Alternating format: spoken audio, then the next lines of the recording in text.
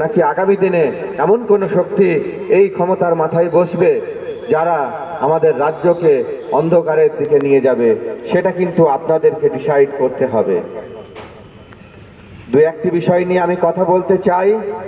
আজকে যদি আমাদের যে সরকার রাজ্যকে পরিচালনা করছে, মমতা ব্যানার্জির সরকার, তৃণমূল কংগ্রেসের সরকার যেভাবে মানুষের পাশে দাঁড়িয়েছে, মানুষের জন্য কাজ করছে, আমাদের পশ্চিমবঙ্গের 9 থেকে 10 কোটি মানুষ সকলেই কিন্তু উপলব্ধ করেছেন যে এই সরকার কিন্তু মানুষের জন্যই কাজ করে চলেছেন। একের পর এক উন্নয়নমূলক কাজ করে তিনি চলেছেন। আমি কিছু পরিসংখ্যান আপনাদের সামনে তুলে ধরতে চাই। দেখুন, বিগত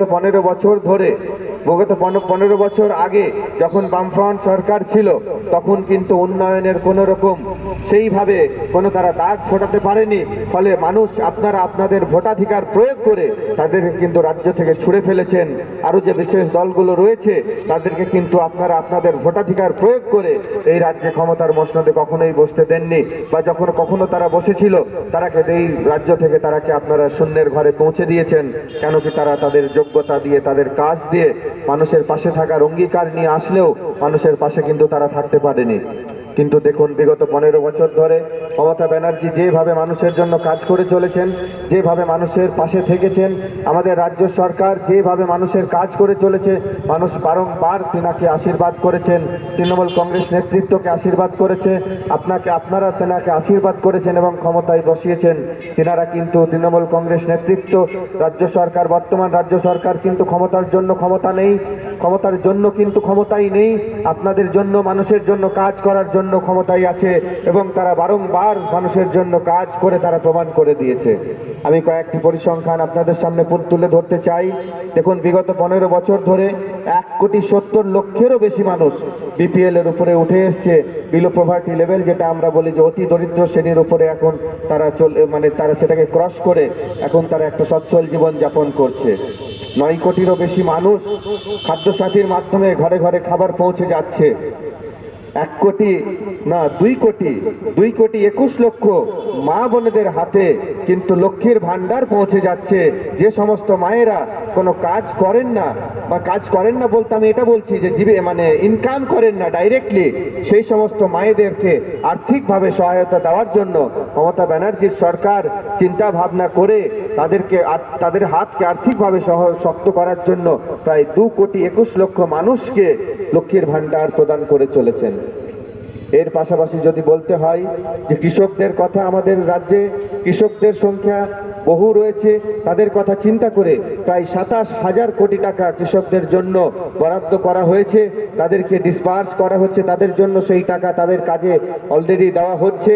এবং বিভিন্ন রকম যে আগামী দিনে সোলারের মাধ্যমে পাম্প থেকে শুরু করে যত রকম আর্থিক সহায়তা বা সুযোগ সুবিধা করে দেওয়া যায়, তার জন্য প্রায় 27,000 কোটি টাকা বরাদ্দ করা হয়েছে কৃষকদের জন্য।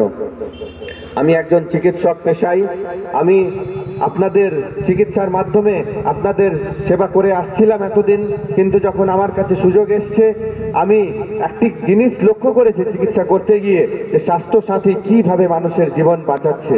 আপনারা অলমোস্ট ধর্ম বর্ণ নির্বিশেষে এবং পার্টি নির্বিশেষে সকলেই স্বাস্থ্যসাথীর উপকারিতা কিন্তু পেয়ে এসছেন এবং আগামী দিনেও পাবেন এবং এখনো পাচ্ছেন।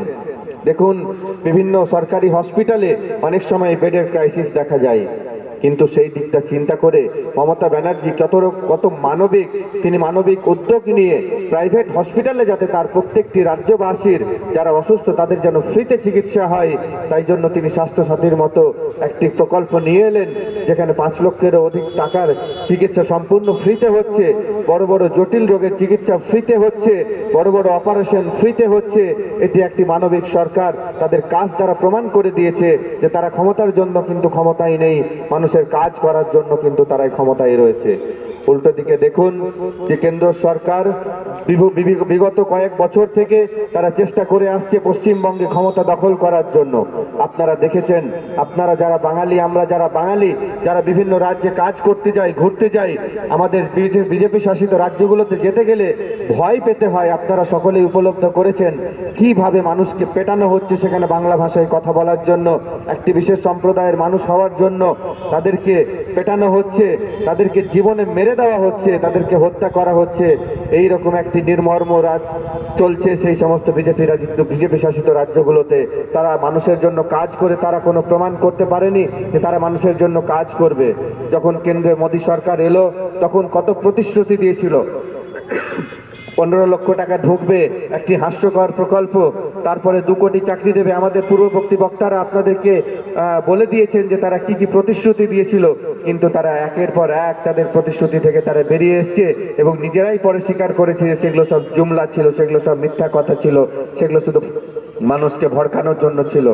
একটি দুঃখের বিষয়, আমাদের পশ্চিমবঙ্গের একজন এই দলে একটা সময় ছিলেন, এই রকম কি বলবো আমি তার বিষয়ে, সেই একটি লোক একটি বিশেষ নাম নিয়ে মুসলমান সম্প্রদায়ের মানুষকে বিভ্রান্ত করার জন্য আমাদের বেলডাঙাতে একটি মসজিদ গড়ে তোলার প্রতিশ্রুতি দিয়ে মানুষকে বিভ্রান্ত করার চেষ্টা করলেন। আপনাদের কাছে স্পষ্ট হয়ে গেছে আমাদের সরকার এবং আমরা সাধারণ মানুষরা যারা সচেতন মানুষ তারা কিন্তু প্রথমেই অনুমান করেছিল যে এই লোকটা ভাওতা দিচ্ছে, এই লোকটা মুসলমানদের ইমোশন নিয়ে ছেলেখেলা করছে। এই সারা দেশে, শুধু পশ্চিমবঙ্গ নয়, সারা দেশের মুসলমানের ইমোশন নিয়ে, তাদের অনুভূতি